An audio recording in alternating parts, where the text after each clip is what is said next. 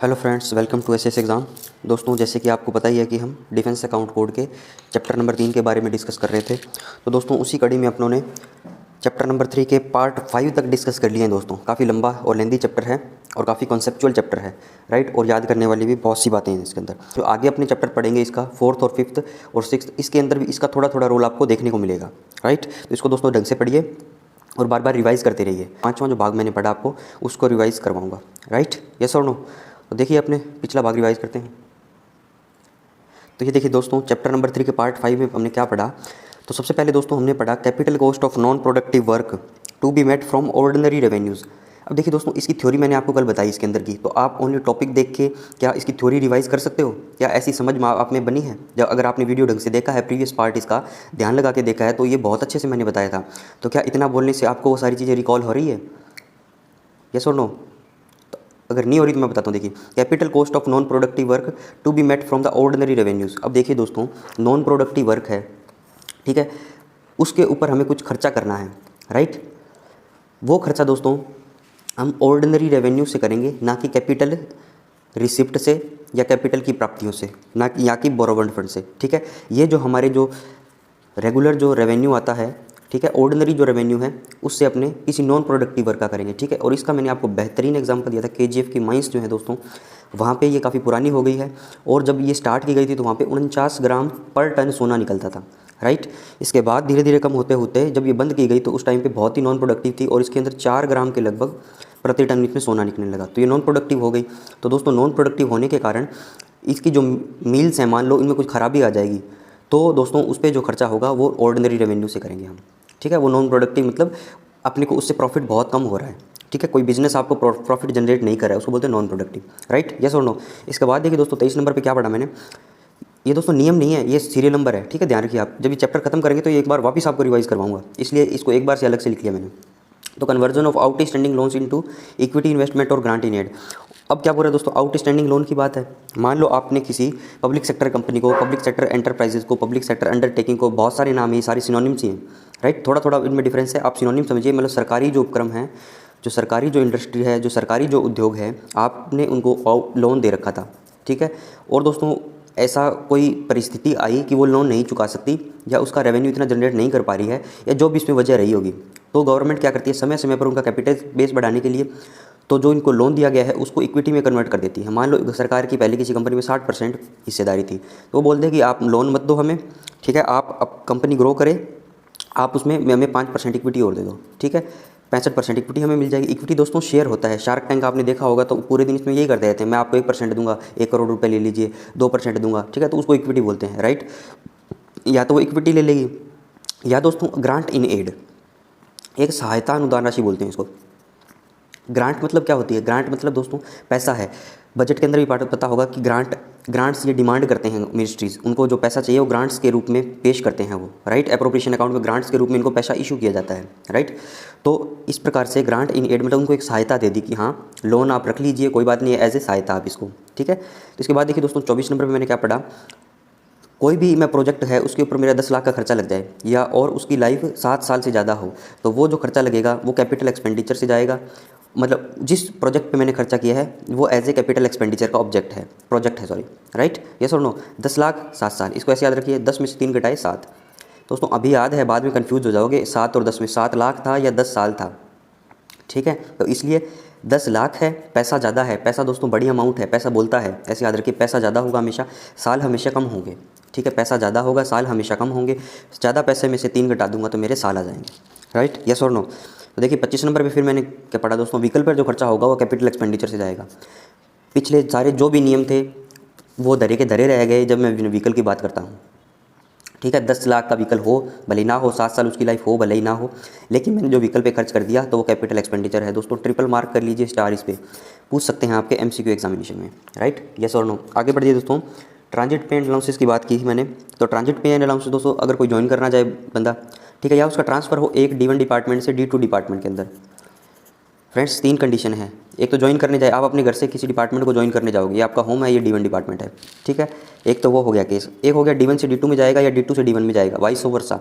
तो इसके अंदर ट्रांजिट पे एंड अलाउंसेस जो है इसका विच ही इज़ प्रोसीडिंग, जिस डिपार्टमेंट की ओर प्रोसीड कर रहा है, या जिसको बोलता हूँ मैं बोरोविंग डिपार्टमेंट, वो उसका ट्रांजिट पेमेंट अलाउंसेस पे करेगा, राइट, यस और नो। इसके बाद दोस्तों मोस्ट इंपॉर्टेंट चीज़ मैंने पढ़ी 27 नंबर पे, क्या पढ़ी देखिए, कि जो डिफेंस के ऑफिसर्स जो हैं वो हमने लेंट कर दिए सिविल डिपार्टमेंट में। दोस्तों बहुत सारे सिविल डिपार्टमेंट्स हैं, वहाँ पे डिफेंस के ऑफिसर्स पोस्टेड रहते हैं, राइट। तो दोस्तों यह इनका वाइस वर्सा कर दिया, ठीक है।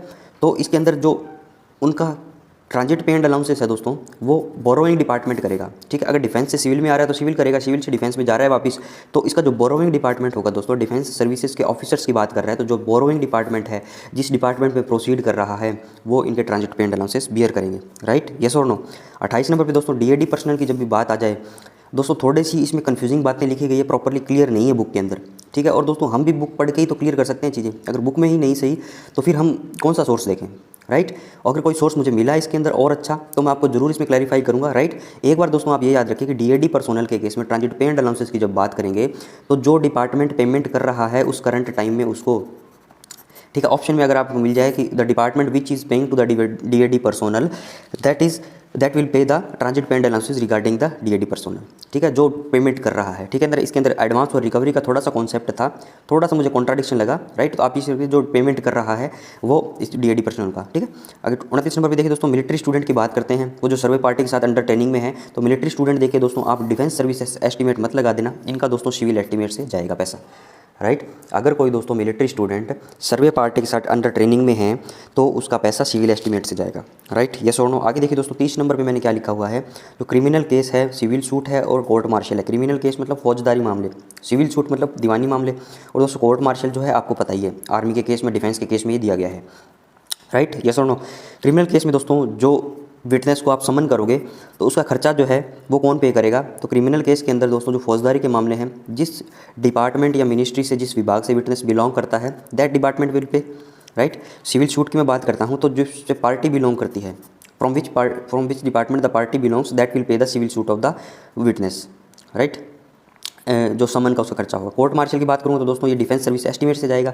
और इसी के साथ साथ माय डियर फ्रेंड्स, आपको एक चीज़ और याद रखनी है, और वो एक चीज़ और क्या याद रखोगे, जो कोर्ट मार्शल करोगे, जो डिफेंस सर्विस एस्टीमेट से पैसा जो जाएगा, डिफेंस सर्विस एस्टीमेट का दोस्तों पैसा जो जाएगा वो माइनर हेड ट्रांसपोर्टेशन से जाएगा, यस और नो। और दोस्तों माइनर हेड ट्रांसपोर्ट जो है वो सभी army, navy, air force, DRDO, ordnance factory के लिए, सबके लिए सेम है, और ये अपने classification handbook defence services receipt and charges के अंदर आपको बताया गया है। एक बार फिर सुन लीजिए, जो बंदा पहली बार वीडियो देख रहा है दोस्तों, उसको भी 100% समझ में आना चाहिए, राइट, यस और नो। तो सीएचबी की जब दोस्तों बात करूँगा तो क्लास है मतलब डिफेंस के बारे में, इसमें सारे मेजर माइनर हेड दिए गए हैं, defence services receipt and charges से रिलेटेड दोस्तों, राइट। तो इसके अंदर मैंने पहले मेजर हेड पढ़ूंगा 0076 से लेकर 0077, 0078, 0079, 0080, फिर उसमें 2000 जोड़ के मैं 2076, 2077, 2078, 2079, 2080, ठीक है। इसके बाद दोस्तों कैपिटल रिसिप्ट का एकमात्र 4000 है, और दोस्तों कैपिटल एक्सपेंडिचर का इसके अंदर 40-76 है, वो भी कॉमन है सभी के लिए, राइट। इसके बाद दोस्तों मैंने इनके सब मेजर हेड पढ़े कुछ, फिर दोस्तों मैंने माइनर हेड के अंदर मैं गया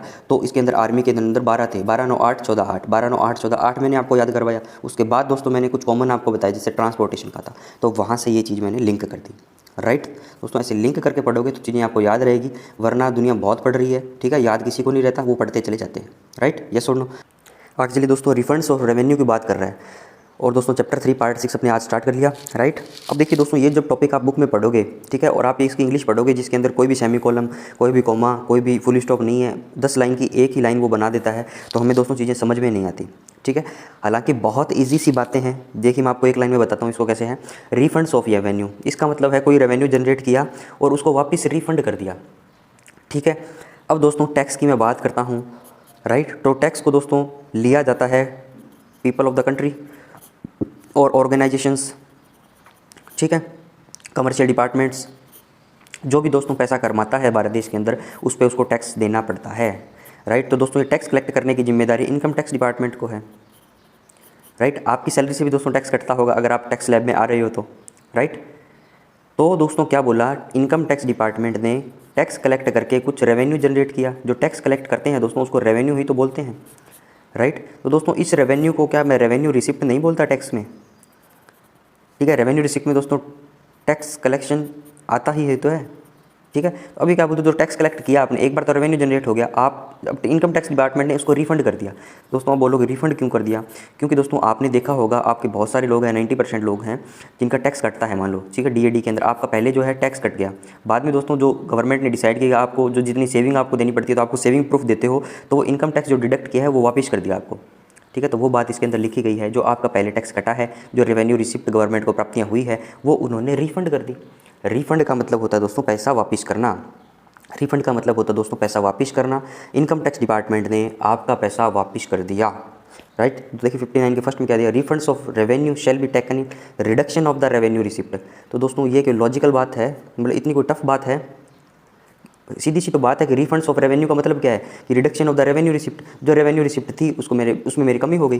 ठीक है, तो इतनी कोई रॉकेट साइंस नहीं है इसके अंदर, राइट। आगे चलिए दोस्तों, सेक्टर नंबर ए में मैंने आपको बताया था, जब अपेंडिक्स ए इसका बताया था, पेज नंबर 233 पे क्या बताया था कि टैक्स रेवेन्यू जो है वो सेक्टर ए के अंदर आता है, right. Is concern the refunds authorised by the income tax authorities. Same बातें लिखी गई है कि जो इनकम टैक्स अथॉरिटी है वो रिफंड ऑथोराइज करती है अगर आप सेविंग प्रूफ दे दोगे। ठीक है, आपने सारे सर्टिफिकेट लगा दोगे कि इतनी इतनी सेविंग मेरी यहाँ है, पीएलआई में इतना जमा करवाया है मैंने, लाइफ इंश्योरेंस इतना लिया गया है।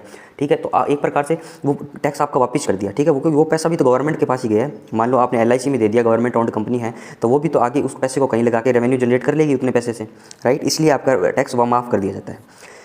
क्या बोल रहा है दोस्तों, tax revenue is concern the refunds authorised by the income tax authorities shall be accounted for under a district subhead below the relevant minor head under a major subhead in district, so that net collection of each tax duty can be assigned from that account। कुछ नहीं बोल रहा दोस्तों, income tax department ने कोई major head, minor head है, district सब head पे मतलब उसको टैक्स को कलेक्ट किया है और बाद में उसको रिफंड कर दिया। इसको बोलते हैं रिफंड्स ऑफ रेवेन्यू।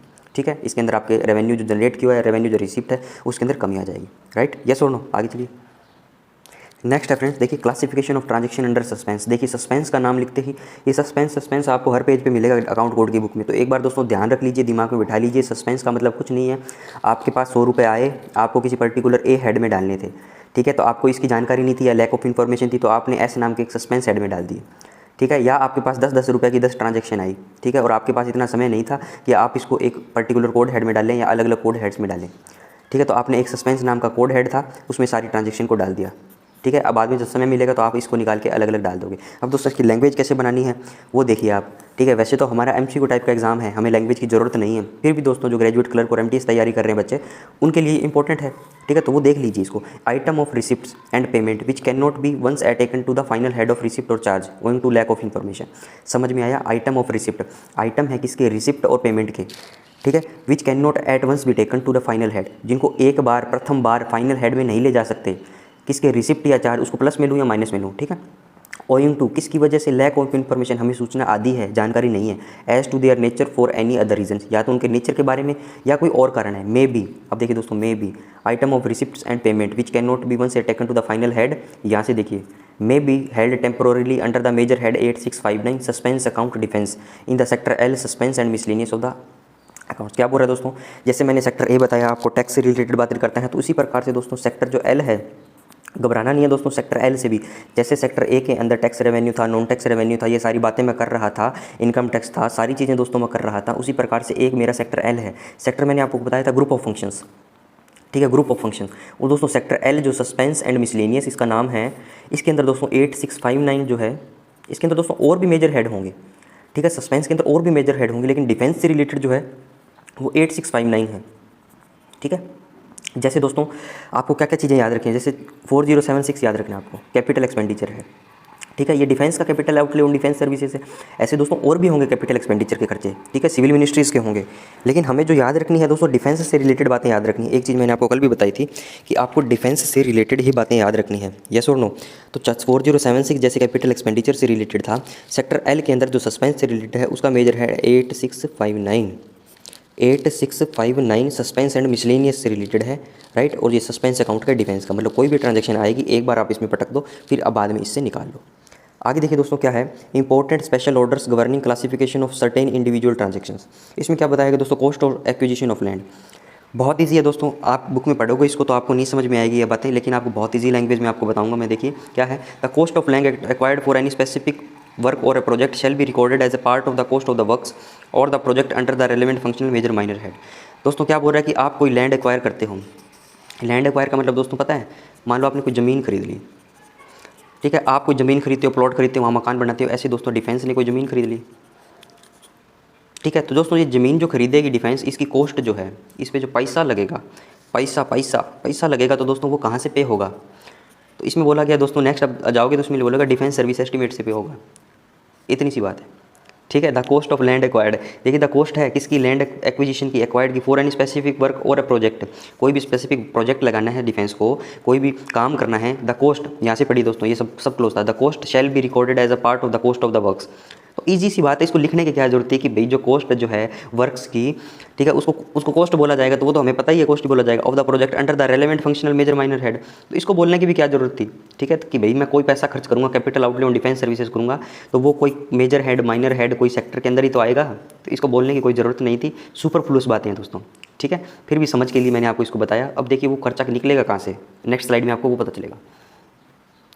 तो देखिए दोस्तों, the expenditure on acquisition of land for general purpose shall be recorded under the major head 4076 defence capital outlay on defence services, sub major head 01 army, 02 navy, 03 air force और minor head दोस्तों 050 land. समझ में आई दोस्तों बातें? कुछ भी नहीं है, आर्मी को, डिफेंस को, आर्मी नेवी एयरफोर्स तीनों को दोस्तों बता दिया। अगर इनको ज़मीन खरीदनी है तो 40-76 के अंदर खरीदेंगे, ये कैपिटल एक्सपेंडिचर का। आर्मी खरीदेगा तो उसमें माइनर हेड 0 ऑपरेट कर दूंगा, नेवी खरीदेगा तो 02 और एयरफोर्स खरीदेगा तो दोस्तों 03। राइट, ये इसके सब मेजर हेड हैं, सॉरी सब मेजर हेड। और दोस्तों माइनर हेड कौन सा ऑपरेट हो गया इसके अंदर? 050 जो कि लैंड का है। राइट, आगे देखिए फ्रेंड्स क्या दिया गया है, ये तो बात समझ में आ गई कि ज़मीन खरीद ली है अपनों ने, ठीक है, उसका पैसा कहाँ से निकलेगा। अगला बोल रहा है दोस्तों, sale proceeds of government land and buildings. पहले तो ज़मीन खरीद ली मैंने, ठीक है, तो मेरा खर्चा हो गया भैया, यहाँ से निकलेगा। अब दोस्तों मेरा जो मैं बेचूंगा तो पैसा वापस भी तो आएगा मेरे पास। राइट, यस और नो? तो दोस्तों जो पैसा आएगा वो कैसा आएगा? ठीक है, तो अब देखिए, the sale proceeds of building या land should be credited as the recovery of expenditure to the defence services और the head of the civil department concern to which the cost was originally debit. थोड़ी सी tough language है, कैसे समझेंगे? बेचने से पैसा आ रहा है तो जो पहले एक्सपेंडिचर किया था उसकी रिकवरी हो गई। क्या बोल रहा है दोस्तों? पहले मैंने ज़मीन खरीदी, कोई भी लैंड एक्वायर करी, ठीक है, कोई भी लैंड एक्वायर करी तो मेरा पैसा लगा इसके अंदर। ठीक है, वो कैपिटल एक्सपेंडिचर हुआ, वो रेवेन्यू एक्सपेंडिचर हुआ, कोई सा भी हुआ हो। ठीक है, तो अब दोस्तों मैं इसको बेच दूंगा तो दोस्तों इसको प्राप्तियां ना बोल के रिडक्शन इन एक्सपेंडिचर बोला गया है, रिडक्शन इन एक्सपेंडिचर। ठीक है, पहले जो पैसा लगा, जो पहले जो एक्सपेंडिचर किया उसकी रिकवरी हो गई हमारे पास, इसको रिकवरी ऑफ एक्सपेंडिचर बोलते हैं, ना कि एक प्रकार से प्राप्ति।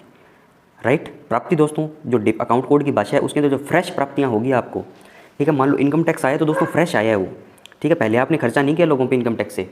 ठीक है, वो इनकम टैक्स डिपार्टमेंट ने तो कम से कम नहीं किया, ठीक है, गवर्नमेंट ने करी होगी। राइट, तो वो दोस्तों वो ज़मीन जो खरीदी है, प्रीवियस जो हेड आपका डेबिट हुआ था वो प्रीवियस हेड अब दोस्तों क्रेडिट हो जाएगा, तो इसको बोलते हैं रिडक्शन इन एक्सपेंडिचर और रिकवरी ऑफ एक्सपेंडिचर। राइट, ये बात इसमें दी गई हुई है। आगे चलिए फ्रेंड्स, आगे देखिए 64 नंबर पे क्या दे रहा है ये, taxes both on residential and non residential building. Residential मतलब जिसमें रहने के लिए बनाई गई है, और नॉन रेजिडेंशियल बिल्डिंग मतलब जो रहने के लिए नहीं है। एक मान लो ये प्रकार से मान लो ऑफिस वगैरह है, ठीक है, रह तो नहीं सकते, हम काम करते हैं वहाँ पे। ओन्ड और occupied by the defence department shall be debited to the defence service estimate. ठीक है, पूरी दुनिया को पता है ये बात, तो डिफेंस सर्विस एस्टीमेट से ही जाएगा। अगर डिफेंस डिपार्टमेंट कोई बिल्डिंग खरीदेगा, जो भी पैसा करेगा। ठीक है, तो जनरल सी बात थी। General method of accounting, classification of refunds of bonafide receipt and recoveries of over payment. ठीक है, तो ये देखिए दोस्तों क्या है, तो दोस्तों देखिए इजी सी बातें दी गई है। 66 के फर्स्ट में क्या दिया है, रिफंड्स ऑफ बोनाफाइड रिसिप्ट, मतलब जो प्राप्तियां हुई है आपको उनका रिफंड कर दिया आपने, जैसे कि मैंने टैक्स में आपको बताया। तो देखिए, the amounts refunded will be compiled bye deduction from the head which was over credited in the first instance. मतलब कोई भी हेड के अंदर आपने पैसा डाल दिया, ठीक है, और ओवर पैसा डाल दिया, ओवर क्रेडिट हो गया, तो क्या करूँगा दोस्तों, इस हेड को मैं डेबिट कर दूँगा। ठीक है, such refunds are made in the same year और इन सब्सिक्वेंट ईयर, मतलब या तो उसी साल में या बाद के सालों में। राइट, तो जनरल मेथड ऑफ अकाउंटिंग है दोस्तों, अकाउंटिंग कैसे करते हैं उसका प्रोसेस बताया गया है। आगे चलिए, आगे क्या दोस्तों, recovery of over payment. Over payment कर दी, उसकी रिकवरी करनी है। Recovery of the over payment shall be credited as reduction in expenditure irrespective the year in which recoveries are effected. मतलब कोई से भी साल में अगर वो हुआ हो तो मतलब ओवर पेमेंट की दोस्तों रिकवरी होगी। मान लो कोई इंडिविजुअल है, ठीक है, वो आपने उसको 100 रुपये देने थे, 150 रुपये दे दिए, ठीक है, तो जो 50 रुपये ज़्यादा दिए उसकी रिकवरी कर ली। ठीक है, तो उसको दोस्तों इन्होंने रिडक्शन इन एक्सपेंडिचर बोला है। मतलब 150 रुपये जो था वो सरकार के लिए खर्च था, ठीक है, 50 रुपये वापस आ गए, तो वो रिडक्शन इन एक्सपेंडिचर है, ना कि एज ए रिसिप्ट है वो। राइट, और दोस्तों ये रिसिप्ट है, खर्चा है, ये नेक्स्ट चैप्टर में देखने को मिलेगा, तो आप इसको ध्यान से देखिए यहाँ पे, इसको हल्के में मत लो चीज़ों को। ठीक है, और वहाँ पे बताऊंगा तो इनको कनेक्ट करके बताऊंगा, फिर आप बोलोगे कि सर ये क्या बोल दिया आपने। राइट, यस और नो। आगे देखिए दोस्तों, write off from balance heads to government account. Write off मतलब दोस्तों पैसा माफ़ कर दिया, ठीक है, राइट ऑफ कर दिया। राइट। तो अपने एफआर पर जब पढ़ेंगे तो उसके अंदर दोस्तों लॉस स्टेटमेंट आते हैं, जो आरओ के अंदर काम कर रहे हैं दोस्तों, एलओएस के अंदर काम कर रहे हैं, तो उनको लॉस स्टेटमेंट आते हैं, ठीक है। तो वहाँ पे उन्होंने देखा होगा कि हम राइट ऑफ कर देते हैं कुछ अमाउंट को, तो वो सारी बातें हैं। देखिए 67 के अंदर क्या है, ऑल अमाउंट्स ड्यू टू, एक दोस्तों आएगा इसमें ड्यू टू, एक आएगा दोस्तों ड्यू बाय, दोनों में मैंने ऐसे लगा रखा है, ठीक है। All amounts due to government which are found to be irrecoverable shall be return off from the डेब्ट head of account concerned to an expenditure head as a loss to the government. An amount due by government remaining unclaimed for such time prescribed by government may be credited as revenue of the government concerned. क्या बोल रहा है दोस्तों, सरकार को जो है, सरकार ने जो है पहले केस में क्या बोल रहा है कि सरकार ने किसी को पैसा दिया, ये गवर्नमेंट थी, कोई इंडिविजुअल था, ठीक है। All amounts due to government, due to government मतलब गवर्नमेंट ड्यू करती है किसी इंडिविजुअल पे अमाउंट को, ठीक, गवर्नमेंट ने पैसा दिया, which are found to be irrecoverable, इनको पता लगा कि यार ये तो यहाँ से तो पैसा आना मुश्किल है, ठीक है। जैसे आप किसी पर्सन को उधार दो, मान लो 500 रुपये या 1000 रुपये, तो आपको लगे कि यार ये तो इससे तो आना, मेरे पास पैसा आना बहुत मुश्किल है, ठीक है। तो इरिकवरेबल है, मतलब उससे पैसा मेरे पास नहीं आ सकता, ठीक है। तो इसको क्या कर दूंगा, रिटर्न ऑफ कर दूंगा फ्रॉम द डेप्ट head of the accounts concerned. Written off the डेप्ट हेड का मतलब है, डेप्ट का मतलब क्या है दोस्तों, लोन ही तो होता है, डेप्ट का मतलब कर्ज ही तो होता है।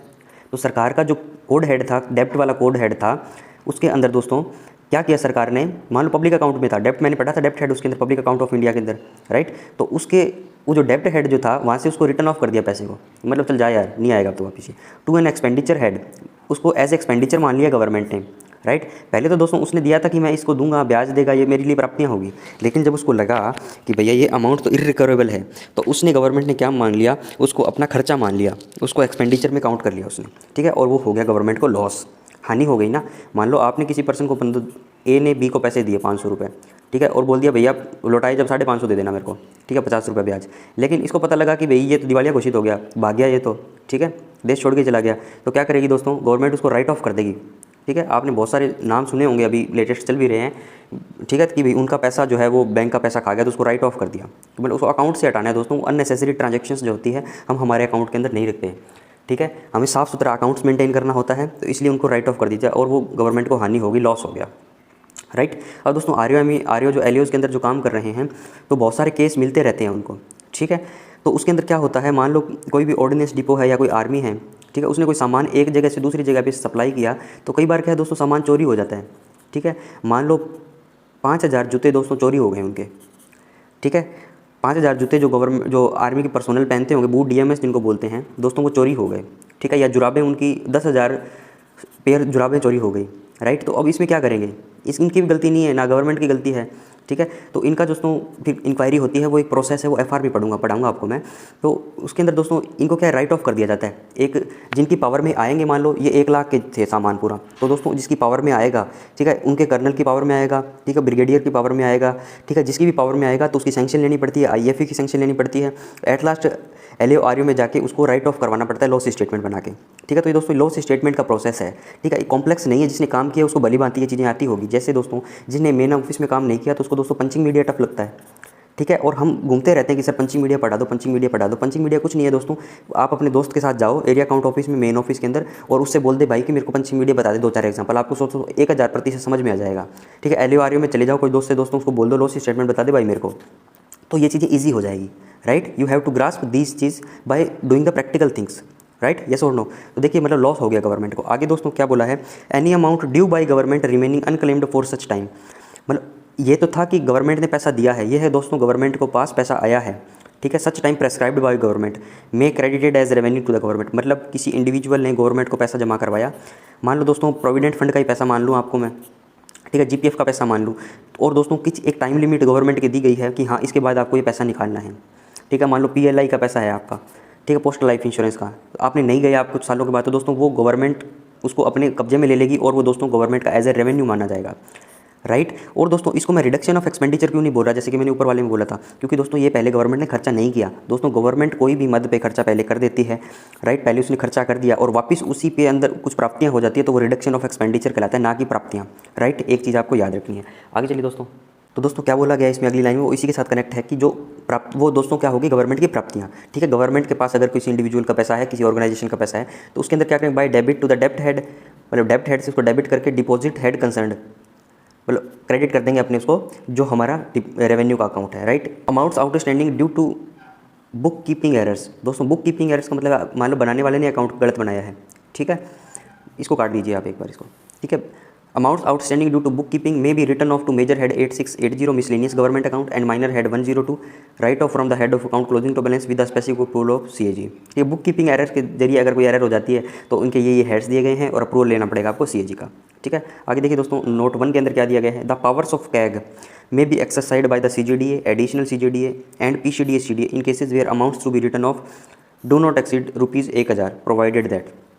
क्या बोल रहा है दोस्तों, जो CAG की पावर है उसने डेलीगेट कर दी, ठीक है। एक्सरसाइज कौन कर रहा है, ये सारी पर्सन्स, ठीक है।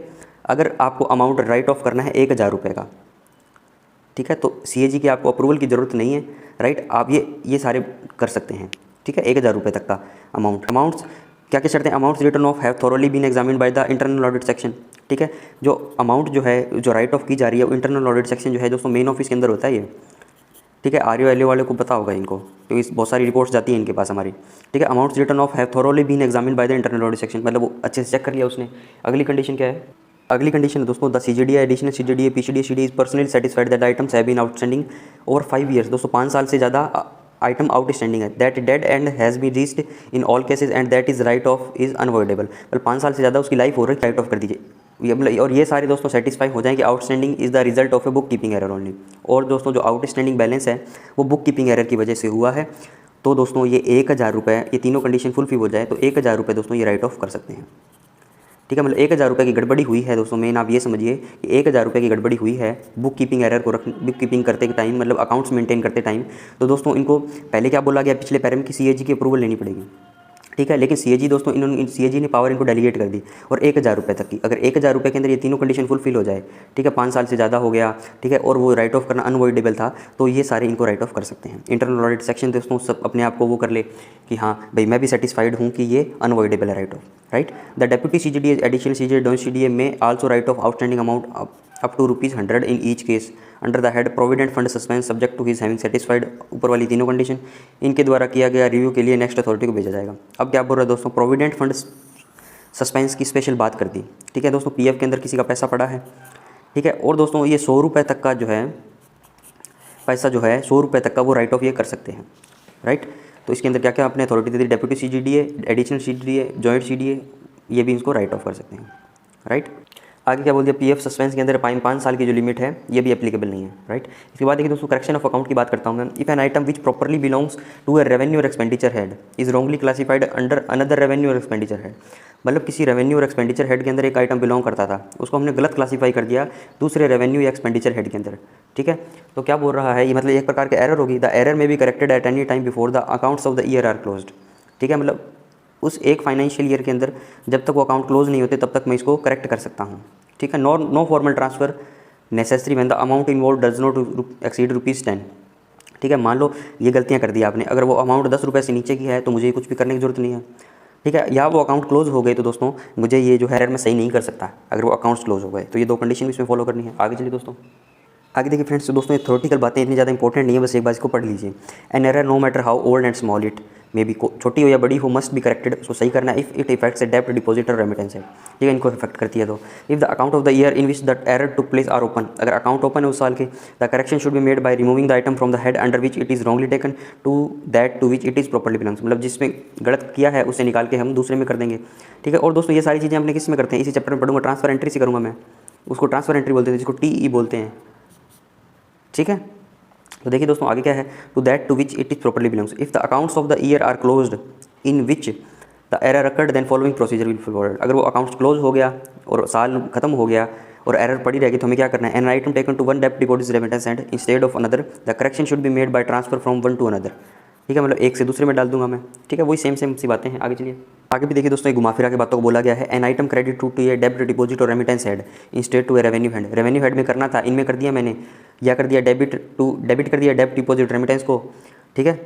और करना किसका, तो एक्सपेंडिचर हेड को, तो क्या कर देंगे ये, the correction should be made transfer to the head under which it should originally have appeared, ठीक है। मतलब ओरिजिनली जो ट्रांजैक्शन जहाँ पे हुई थी उसमें करेक्ट करके उससे ट्रांसफर करके अपने ये सारी चीज़ें कर सकते हैं, ठीक है दोस्तों। एक हेड से दूसरे में ट्रांसफर करना है, ट्रांसफर एंट्री लगानी है, ये सिंपल सी बातें हैं इसके अंदर, ठीक है।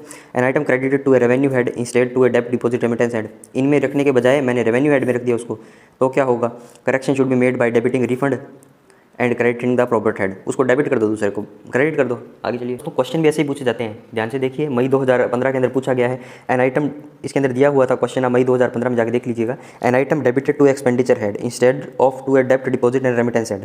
ठीक है, एक्सपेंडिचर हेड को कर दिया डेबिट, करना किसको था, इनको डेबिट करना था। ठीक है, the correction should be made by debiting the proper head and credited the relevant receipt head. ठीक है, एज सिंपल एज दैट। आगे चलिए दोस्तों। आगे देखिए दोस्तों, ट्रांसफर एंट्री की बात की गई है। Transfer entries and check of classification, right. मतलब यही हुआ कि एक हेड से पैसा दूसरे हेड में ट्रांसफर करना, to transfer an item from one head to another head of account. ठीक है, एक हेड में मैंने गलत कर दिया, दूसरे में मैंने कर दिया, तो ट्रांसफर एंट्री कर दूंगा उसकी, राइट। और दोस्तों गलत का भी नहीं है, और भी बहुत सारी चीज़ों में ट्रांसफर एंट्री हम करते हैं, राइट। तो क्या है दोस्तों, to correct an error of classification in the original document. ठीक है, एरर को करेक्ट करना है। To revise classification provisionally made as a matter of convenience in the first instance. इस केस में एक तो दोस्तों एरर को करेक्ट करना है, दूसरा क्या करता हूँ कि मैंने प्रोविजनली, मतलब एक बार मैंने क्लासीफाई कर दिया कि हाँ मैं इस कोड हेड में डाल देता हूँ, जैसे सस्पेंस में डाल दिया। तो दोस्तों सस्पेंस में आप सस्पेंस में डाल के दूसरे में जब डालोगे तो प्रोसेस तो ट्रांसफर एंट्री का ही रहेगा ना मेरे भाई। तो वो चीज़ बोली कि to revise classification provisionally made as a matter of convenience in the first instance. ठीक है, एक बार आपने फर्स्ट इंस्टेंस के लिए उसको सस्पेंस में डाल दिया, बाद में उसको ट्रांसफर एंट्री करके दूसरे में आप डाल सकते हो, राइट। आगे क्या बोल रहे हैं दोस्तों नोट में क्या बोल रहे हैं दोस्तों, sometime it is more convenient to classify items pertaining to more than one head of account. Sometimes it is more convenient, ज़्यादा कन्वीनियंट है क्या करना, क्लासीफाई करना आइटम्स को pertaining to more than one head of account under a single head. मतलब मैं 50 item को अलग अलग कोड हेड में डालने के बजाय कन्वीनियंस के लिए मेरे इसको एक बार एक सिंगल हेड ऑफ अकाउंट में डाल दूंगा। ठीक है, पहली बार में। Then to classify them under each head of account from the beginning. बाद में उनको बिगनिंग से सबको अलग अलग अकाउंट में डालता हूँ। मान लो दोस्तों 1000 रुपये आए, मेरे को इसको 50 अकाउंट में डालना था। ठीक है, एक बार क्या करता हूँ मैं इसको सस्पेंस में पटक दिया, सेक्टर एल में। बाद में दोस्तों बिगनिंग से करूँगा, हाँ भाई ये तो इसमें था, इसमें डाल दिया, इसमें था, इसमें डाल दिया, इसका था, इसमें डाल दिया। ये ट्रांसफर एंट्री के जरिए दोस्तों सारी चीज़ें होती है। समझ में आ रही है दोस्तों, पिक्चर समझ में आनी चाहिए आपको, राइट। तो क्या है दोस्तों कि then to classify them under each head of account from the beginning. In such cases transfer entry are necessary to bring the amounts under the proper head of account. इन केस में दोस्तों transfer entry necessary है। आगे चलिए। आगे friends भी बताया गया है टू एडजस्ट बाय डेबिट और क्रेडिट टू इस प्रॉपर हेड, मतलब डेबिट या क्रेडिट करेंगे इसके प्रॉपर हेड को, an item I to standing under डेब्ट हेड। ठीक है, to adjust inter departmental and other transaction which do not involve the receipt और पेमेंट ऑफ कैश। ठीक है, ये सारा भी एडजस्टमेंट करते हैं अपने। आगे देखिए दोस्तों, पीरियोडिक ट्रांसफर या एडजस्टमेंट की बात की गई है, राइट। पीरियोडिक ट्रांसफर क्या होता है, मतलब एक पीरियड के बाद में ट्रांसफर करना ही करना है, एडजस्टमेंट करना ही करना है। एडजस्टमेंट, रीएडजस्टमेंट, रेक्टिफिकेशंस और misclassifications should always be made as soon as the necessity for them is discovered.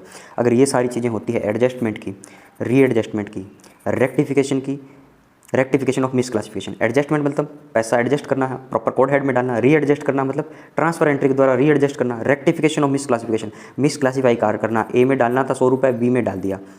ठीक है, तो आपको इसका रेक्टिफाई करना है, उसको संशोधन करना है उसके अंदर, उसको दोस्तों जितना जल्दी हो सके कर दो। एक तो ये बोला हुआ एनुअल ट्रांसफर से should as a rule be avoided.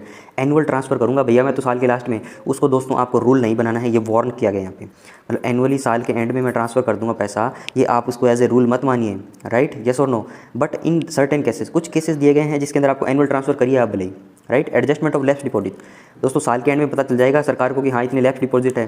ठीक है, या तो गवर्नमेंट के पास आ गया या इंडिविजुअल के पास गवर्नमेंट का पैसा जो था वो चला गया, वो लेफ्ट डिपॉजिट हो गया। इंटरेस्ट ऑन प्रोविडेंट फंड, दोस्तों प्रोविडेंट फंड का जो इंटरेस्ट है वो साल के एंड में मैं इनका एडजस्टमेंट कर सकता हूँ।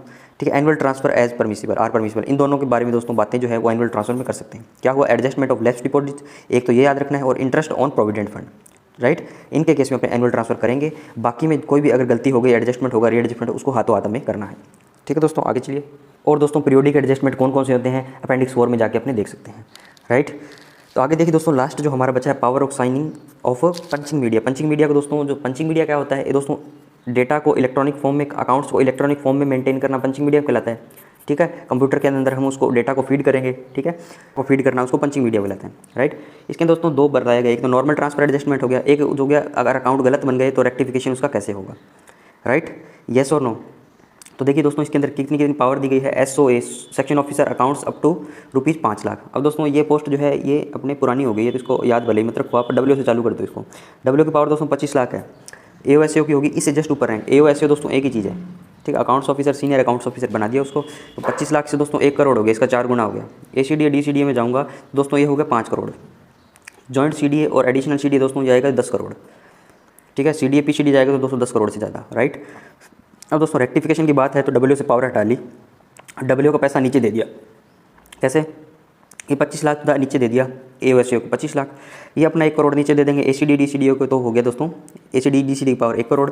अब दोस्तों जो ACD DCD के पास 5 करोड़ की नॉर्मल की थी वो इस नीचे दे देंगे जॉइंट CD और एडिशनल CD को 5 करोड़। और दोस्तों ये 5 करोड़ से ज़्यादा नीचे CDA PCDA तक दे देंगे, राइट। एक दोस्तों इसमें आप बात आपने गौर करी कि CDA PCDA तक लेवल की पिंचिंग मीडिया की पावर दी गई है, ठीक है। इसके अंदर जो CGD ऑफिस के अंदर ये जाएंगे तो उनकी दोस्तों रैंक बदल जाती है, IFA के अंदर जाएंगे तो रैंक इनकी बदल जाएगी, ठीक है। तो अपने को ये ओनली यही याद रखनी है जो CDA PCDA के अंदर पावर है इनकी, ठीक है। तो दोस्तों चैप्टर नंबर 3 दोस्तों मेरी तरफ से एक बार ख़त्म हो गया है इसको, ठीक है। काफ़ी लंबा चैप्टर था, 6 पार्ट हमने पढ़े हैं। कल अपने पहले तो इसका दोस्तों रिवीजन करेंगे, जैसे आपको मूवी आपको याद रहती है, ठीक है। जैसे KGF आप देख के आए हो अभी लेटेस्ट में, या RRR देखी होगी, राइट। तो उसके दोस्तों RRR का आपको हुक स्टेप भी याद होगा और KGF की पिक्चर भी याद होगी। इसी प्रकार से दोस्तों मैं आपको चैप्टर नंबर 3 जो है ना, ये पूरा पिक्चर की तरह याद करवा दूंगा मैं, ठीक है। ये मेरा आपसे प्रॉमिस है। कल अपने चैप्टर नंबर 4 पढ़ने से पहले इसकी एक पिक्चर आपको बना के दूंगा, ठीक है। उस पिक्चर के तौर पे आप इसको याद करोगे, ठीक है। याद हो जाएगा दोस्तों। उसके अंदर पहले और दूसरे चैप्टर का भी थोड़ा मैटर ले सकता हूँ, लेकिन चैप्टर 3 की दोस्तों एक पूरी पिक्चर आपको बना के दूंगा, याद करवाऊंगा क्लास के अंदर ही दोस्तों। आधे घंटे का वीडियो होगा, ठीक है। तो और आधा घंटा भी नहीं तो 20 मिनट तो कम से कम लूँगा मैं। तो वो दोस्तों देख लोगे तो आपको ये सारी चीज़ें एक बार फिर रिवाइज़ हो जाएगी, ठीक है। दोस्तों ज़्यादा पढ़ना जरूरी नहीं है, जितना पढ़ो उतना याद रखना जरूरी है, ठीक है। एक ही कंसेप्ट पे मैं चलता हूँ और हमेशा अपने चलते रहेंगे, राइट। तो दोस्तों इस वीडियो को यहीं रैप करता हूँ मैं। वीडियो को लाइक करें, शेयर करें और दोस्तों चैनल को सब्सक्राइब जरूर से करें और दोस्तों कमेंट करते रहें ताकि हमारा इंटरेक्शन बना रहे, right. Thanks for watching, have a nice day.